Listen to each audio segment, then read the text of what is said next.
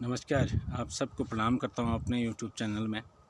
आज जा रहा हूँ मैं अपने गांव के पुराने रास्तों से, जहाँ हमारे पूर्वज चला करते थे। आज तो यातायात की व्यवस्था है, लगभग सब क्षेत्रों में है। कहीं ऊबड़-खाबड़ है तो कहीं सही है। ये प्रकृति की देन भी है, क्योंकि भौगोलिक परिस्थिति है।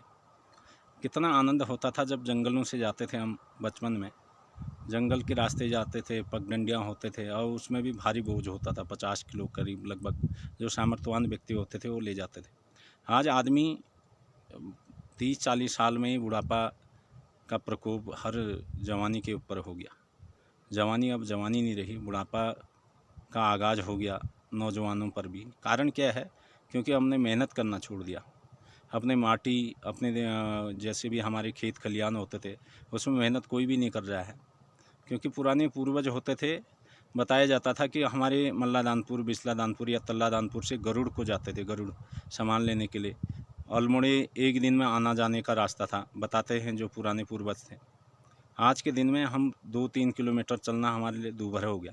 इसका मुख्य कारण है कि आज हमने मेहनत करना छोड़ दिया, श्रम करना छोड़ दिया, अपने खेत खलियान उन पर मेहनत करना छोड़ दिया। पुराने पूर्वजों को देखते थे, खेत खलियान का काम करते थे और पैदावार भी लगभग होता था। कंट्रोल की दुकानों से राशन नहीं आता था। उसका कारण था कि वो बहुत मेहनत करते थे। गौ माता हर घरों की शान होती थी।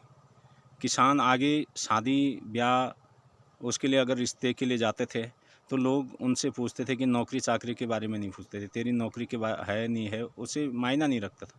वो पूछते थे कि आपकी कितनी ज़मीन है, कितनी नाली ज़मीन है, तुम्हारे भेड़ बकरियां गाय इत्यादि हैं या नहीं है। अगर जिसने कह दिया मेरे 10-15 गायें हैं, 101 नाली ज़मीन उपजाऊ है और भेड़ भी हैं, तो उसको सामर्थ्यवान और उसको साहूकार कहा जाता था, वो यानी कि संपन्न व्यक्ति होता था। आज ठीक वर्तमान समय में उल्टा हो गया। अगर किसी ने कह दिया कि मेरे पास गाय बछियाँ,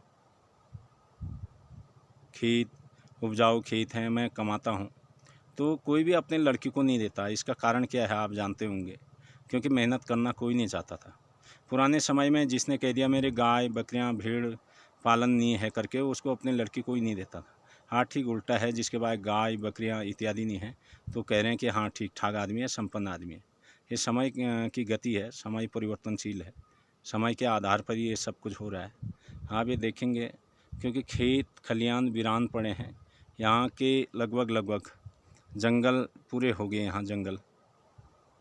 तो मैं निवेदन करता हूँ पुनः कि एक दिन ये हमारी जो देवभूमि की माटी है, यहाँ की शुद्ध हवा पानी है, यहाँ की प्रकृति है, ये कहीं न कहीं हमको बहुत कुछ देती है, लेकिन हम पहचान नहीं पाए। इसलिए पुनः मैं अपने यूट्यूब चैनल के माध्यम से आपसे निवेदन करता हूँ, अपने गाँव को बचाने के लिए, खेत खलियानों को बचाने के लिए, यहाँ के हवा पानी को बचाने के लिए पहाड़ की ओर भी आइए। हमारे यहाँ सिर्फ लोग अब पूजा करने में सम्मिलित हो रहे हैं। अधिकतर जितने भी हैं हमारे उत्तराखंड के ग्रामीण क्षेत्रों के लोग। अब मैं निवेदन करता हूँ कि आप आइए, गांव के इस परिवेश में रहिए और यहाँ के लोग आप देखेंगे कि एक दूसरे से भाईचारा भी रखते हैं, एक दूसरे की मदद भी करते हैं। आशा ही नहीं पूर्ण विश्वास है कि आप अवश्य अपने गांव की देख रेख करेंगे, क्योंकि हमारी पैतृक भूमि है, पैतृक माटी है, धरती है।